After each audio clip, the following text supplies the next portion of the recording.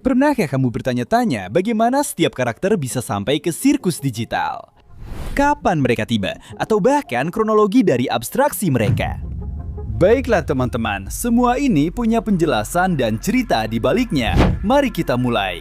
Pada tahun 1999, perusahaan C dan A sedang mengembangkan proyek paling ambisius mereka, sebuah kecerdasan buatan yang mampu menciptakan dunia sendiri. Orang-orang utama yang terlibat dalam proyek ini adalah Grant, yang lebih dikenal sebagai Kinger, dan juga Scratch. Ide-ide Scratch sudah dipengaruhi oleh pikiran yang tidak stabil.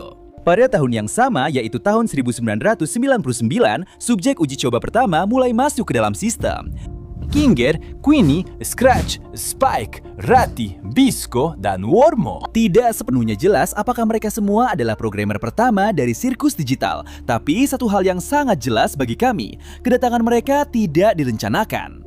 Bahkan kita bisa melihat Scratch sangat kesal pada Kane atas apa yang telah dia lakukan. Dan meskipun mereka adalah generasi pertama karakter di sirkus digital yang luar biasa, secara mengejutkan butuh waktu 1 tahun sampai munculnya karakter pertama yang mengalami abstraksi dalam sejarah. Yang ternyata adalah Scratch sendiri, orang yang sama yang memberikan ide untuk penciptaan Kane. Ini terjadi pada tahun 2000. Mungkin mereka bahkan tidak tahu bahwa abstraksi bisa terjadi dalam sirkus. Yang jelas sangat mempengaruhi sehingga 1 tahun kemudian muncul karakter berikutnya yang mengalami abstraksi. Pada tahun 2001, Bisco mengalami abstraksi, seorang badut kecil dengan kostum bermotif polkadot.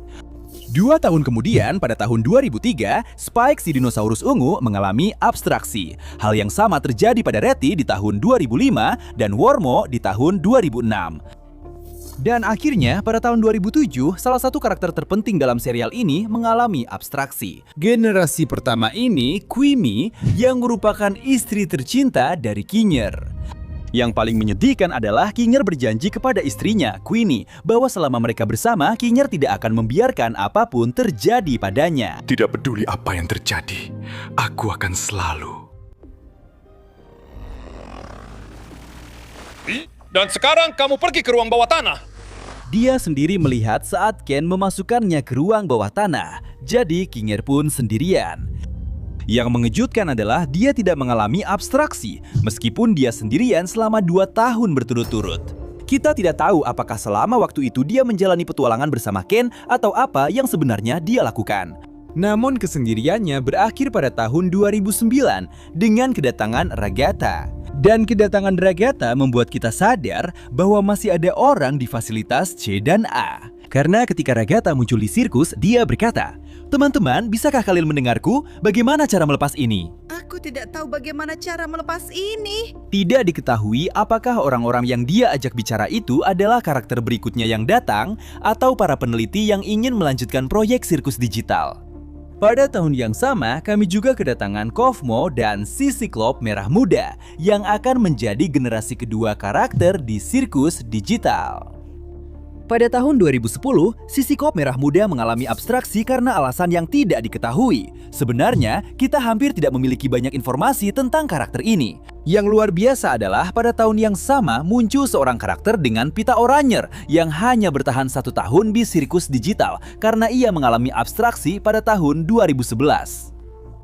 Dan pada tahun yang sama, kita kedatangan Ribbit, seorang gadis yang nantinya akan menjadi sangat penting dalam cerita. Pada tahun 2012, 2 karakter lagi bergabung ke sirkus, badut kelinci dan seekor tiram biru. Karakter yang sangat misterius yang juga tidak banyak kita ketahui informasinya. Tapi badut kelinci hampir tidak bertahan lama. Dia mengalami abstraksi mungkin hanya beberapa hari setelah tiba. Tiram biru berhasil bertahan sedikit lebih lama. Lalu pada tahun 2013, kita kedatangan Jax yang kemudian menjalin hubungan dekat dengan Ribbit dan Kofmo. Namun bahkan itu pun tidak cukup untuk menghentikan yang tak terelakkan. Nah, pada tahun 2014 tiram biru mengalami abstraksi. Namun pada saat yang sama, Gangle juga datang, yang tampaknya menjadi salah satu yang paling tidak stabil secara emosional sejak kedatangannya. Namun pada tahun 2016, sebuah tragedi akan mengubah 2 karakter selamanya, karena Ribbit mengalami abstraksi. Dan itu benar-benar mengubah dinamika kelompok, karena Ribbit adalah salah satu dari sedikit orang yang berhasil tetap stabil bersama Jax dan Kofmo. Jadi ketika Ribbit jatuh, Jax pun hancur. Dia menjadi jauh lebih dingin, apatis, dan cuek terhadap semua orang. Dan sementara itu, Jax sedang berusaha menahan tragedi ini. Pada tahun yang sama, datanglah Zubo yang akan menjadi salah satu dari sedikit penyintas terakhir di sirkus itu. Dan baru pada tahun 2017, kita kedatangan tokoh utama kita, Pomni. Kedatangannya menandai titik paling kritis dalam seluruh cerita, karena Pomni masuk saat sirkus sudah berada di masa terburuknya. Namun, yang paling buruk dari semuanya, pada hari yang sama saat Pomni datang, Kofmo mengalami abstraksi. Jadi, Jax benar-benar tidak berdaya tanpa kelompok pendukungnya. Dan dengan ini, kehancuran sirkus digital pun dimulai. Tapi sekarang, siapa yang akan mengalami abstraksi setelah ini? Mungkin dalam cerita ini, kita tidak akan melihat siapapun yang mengalami abstraksi. Tapi ada kemungkinan besar beberapa karakter tidak tahan lagi dan akhirnya berubah atau masuk ke mode abstraksi. Yang paling kami pikir bisa sampai mengalami abstraksi adalah Jax. Dia sendiri sudah beberapa kali hampir mengalami abstraksi. Bahkan mereka sudah menunjukkan kepada kita apa yang dilihat para karakter ketika mereka sedang mengalami abstraksi atau dalam mode abstraksi itu. Selain itu, dia adalah satu-satunya yang paling menjauh dari seluruh kelompok. Dan selain itu, dia juga memiliki beberapa sikap yang sangat aneh. Khususnya di episode 8, setelah mereka berbicara dengan Kinger. Ngomong-ngomong, kami punya video yang membahas bagaimana Jax terhubung dengan karakter Ted dari cerita yang menginspirasi sirkus digital yang menakjubkan itu. Kami tinggalkan videonya di sini kalau kalian ingin menontonnya. Selanjutnya yang mungkin mengalami abstraksi adalah Kinger. Dia adalah yang paling lama berada di dalam sirkus digital dan masih bertahan sampai sekarang. Itu sangat mengejutkan. Namun seiring waktu, dia semakin kehilangan akal sehatnya. Bahkan kita diperlihatkan bahwa dia sering bermimpi tentang istrinya, Queenie, yang paling dia rindukan. Selain itu, setelah gagal mencegah dirinya merasa khawatir yang bisa membawanya ke ambang abstraksi.